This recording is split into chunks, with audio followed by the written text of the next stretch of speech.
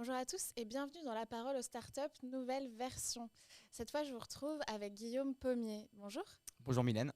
Donc, tu as cofondé Training You. Donc, c'est une startup qui propose aux étudiants une préparation complète aux entretiens pour décrocher un stage ou un premier CDI et qui propose aussi de les former aux compétences opérationnelles requises au début de leur carrière. Donc, plus particulièrement, ta startup vise les étudiants en M&A et Corporate Finance. Pourquoi M&A et Corporate Finance en particulier, Guillaume? Oui, bon, c'est très simple, hein. Moi, je suis un ancien banquier d'affaires, hein, donc j'ai été à la fois candidat pour ces métiers-là et ensuite recruteur, où j'ai fait passer beaucoup d'entretiens quand j'ai travaillé chez Lazare pendant 2 ans. Donc j'avais à la fois la compétence et la crédibilité, l'expérience pour me lancer dans ce domaine-là.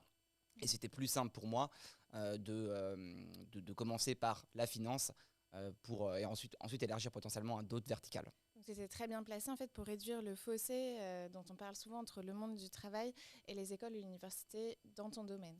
Bon, clairement, c'est vrai que nous, on a fait le constat d'un décalage assez élevé aujourd'hui entre les cours de l'école qui sont parfois un peu théoriques et les exigences très pratiques des process de recrutement pour ces métiers-là. Bon, bien sûr, je pense que ça existe dans plein de domaines, ce décalage-là, mais nous, on l'avait expérimenté comme candidat et recruteur en finance et on était bien placé pour justement compléter les cours de l'école. Et quand tu dis nous, est-ce que tu peux me raconter ta rencontre avec ton cofondateur Yang Tie? Est-ce que c'est une histoire étudiante aussi?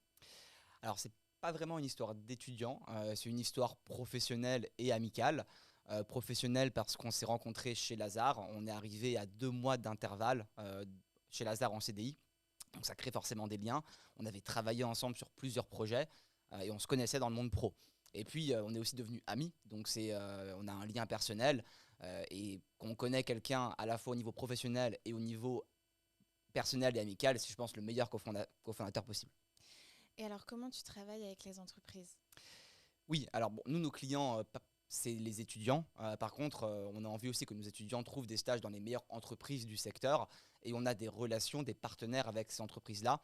On peut leur recommander des bons étudiants donc pour justement les aider à mieux recruter plus facilement.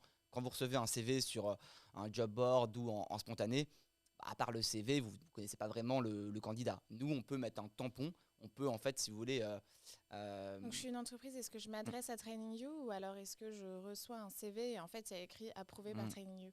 vous pouvez, on peut s'adresser à Training You Ouais. et beaucoup d'entreprises nous appellent en disant bah, est-ce que vous avez des candidats pour nous pour telle date. Et nous après on regarde dans le pipe d'étudiants et si on a des bons profils pour elles, bah, on leur recommande. Après elles font ce qu'elles veulent, elles poursuivent leur process, mais nous on est juste là pour approuver, crédibiliser une candidature. Et donc, on parle de formation. Qui sont les formateurs de Training You? Donc, toi, et il y en a d'autres? Alors, il y a bien sûr Yongtier et moi qui avons construit une partie des cours, notamment sur nos domaines d'expertise, donc le M&A. Et puis, alors, vraiment point important, tous les coachs et les formateurs Training You sont des professionnels ou anciens professionnels.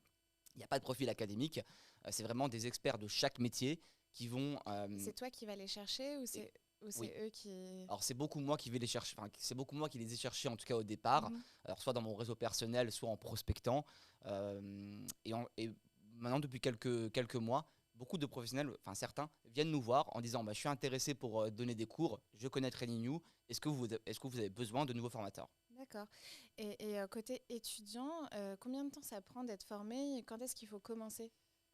Bon, alors c'est vrai que dans ce domaine-là, les offres de stage sont généralement publiées entre 4 et 6 mois avant la prise de poste. Donc typiquement, si vous cherchez pour juillet 2022, il faut être prêt en janvier-février 2022. Il y a au moins 2 3 mois de préparation technique avant pour être au point. Donc je pense qu'une bonne préparation, c'est 8 9 mois à l'avance.